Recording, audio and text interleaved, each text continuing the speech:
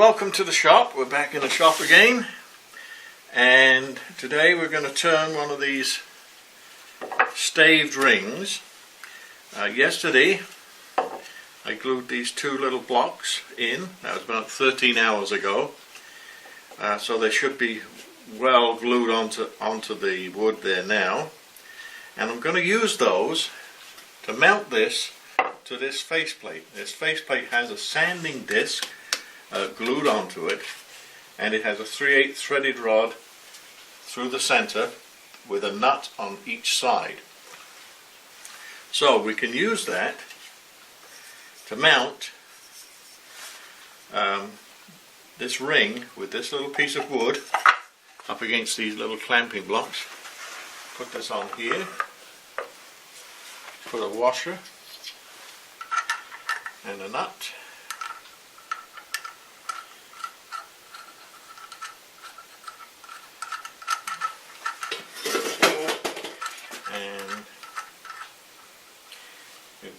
Virtually clamp this to the faceplate.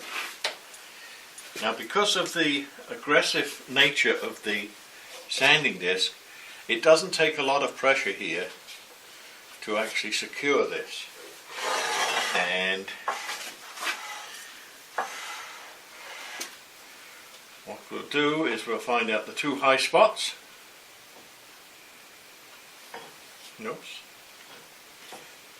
Be a high spot. Need to have one high spot.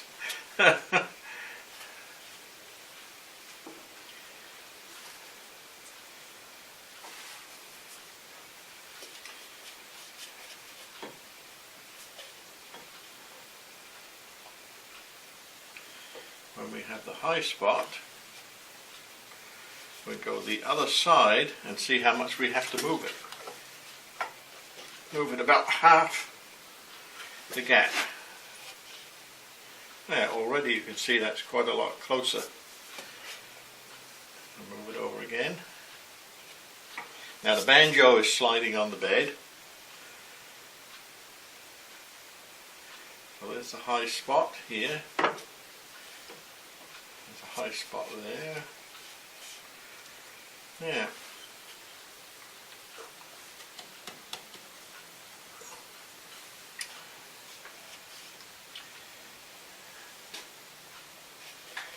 That's probably about even.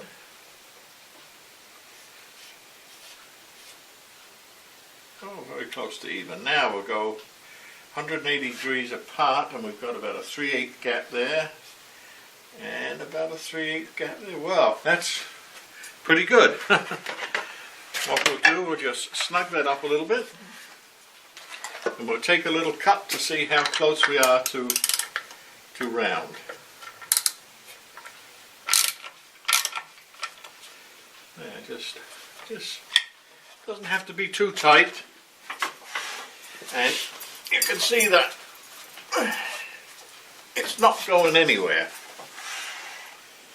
Now, line this up with the ways of the bed.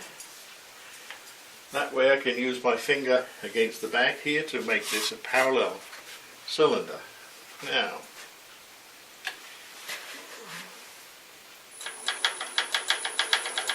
we'll run about 800 or so, 800 RPM.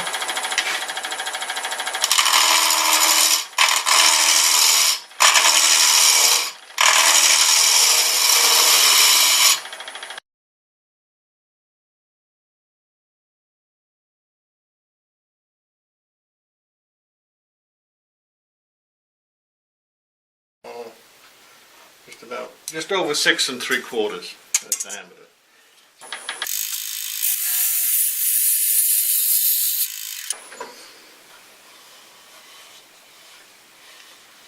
There we have a cylinder.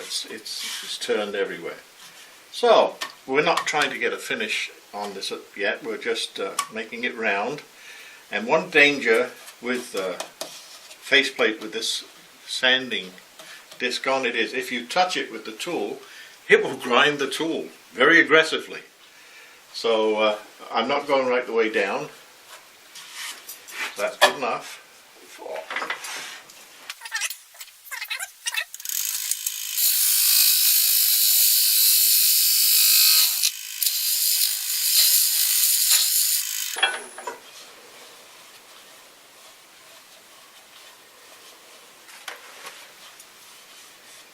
Yeah, we're down to level.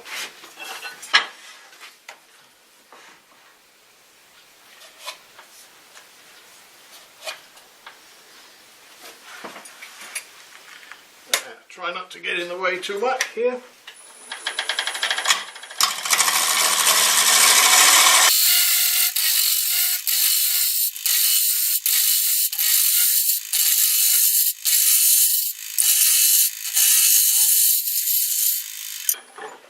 Yeah, just make the inside round.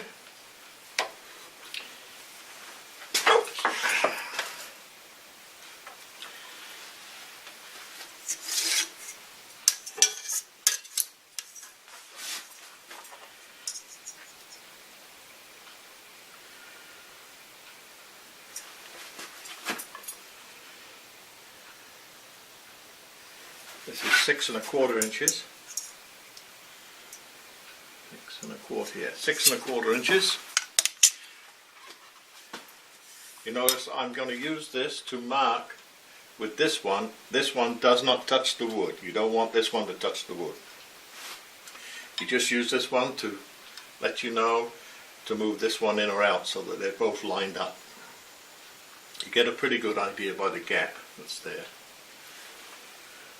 Okay, but the fact that it is sloping down like this one will scribe into it. If this one did happen to touch with it sloping down, it's not really aggressive. If I had this up like this and this side touched, it's gonna throw it, and it could throw it at me. So this is a good trick to slope it down,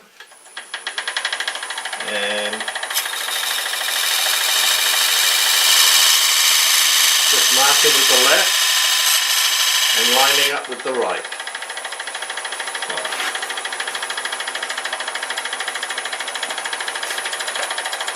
So that's going to be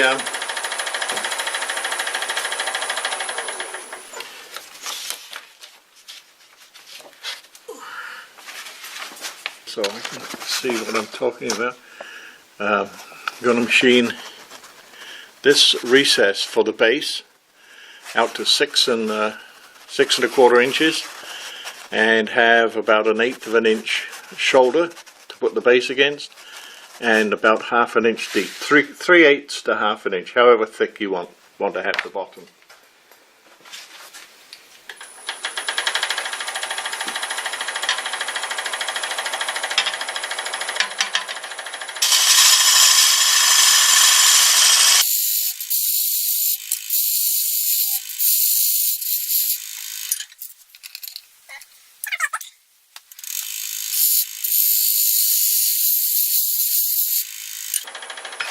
I'll use my old trusty skew here at the negative rate.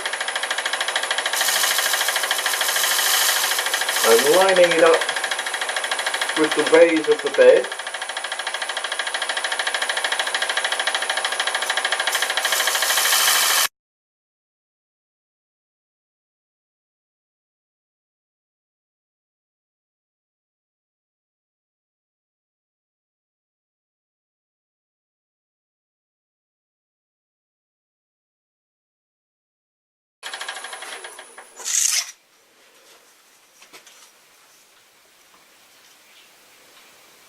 Yeah, right on.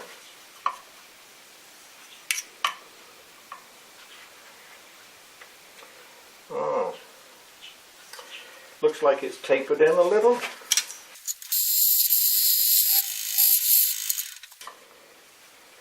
Oh, there we are, lovely and square. So we have 6 1/4, nice square surface. I'm just going to leave about 1/8 of an inch here thickness for the base to go against, so I'll just turn that inside edge there.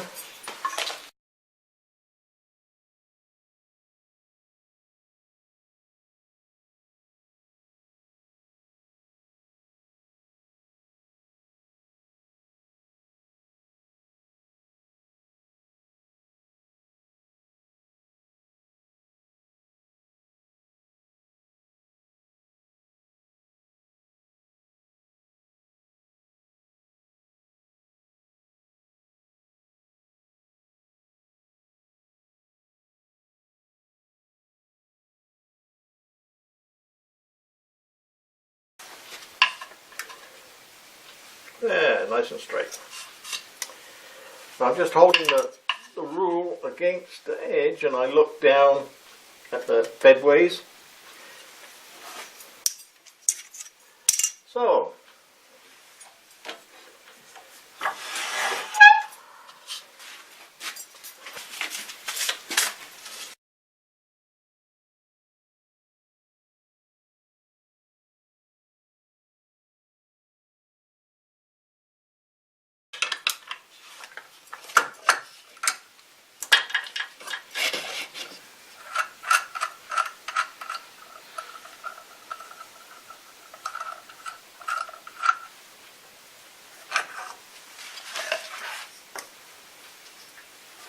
and it just remains to take these two blocks off. They'll come off quite handily with a chisel.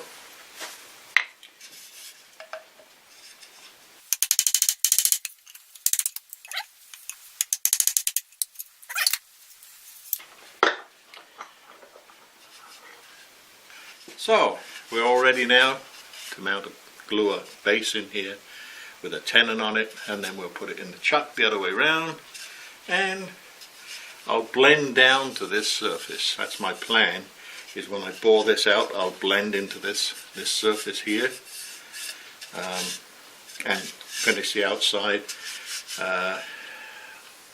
Because we're shooting for that 6-inch area of diameter, the wall thickness has not been left very thick on these, so this will be a straight box.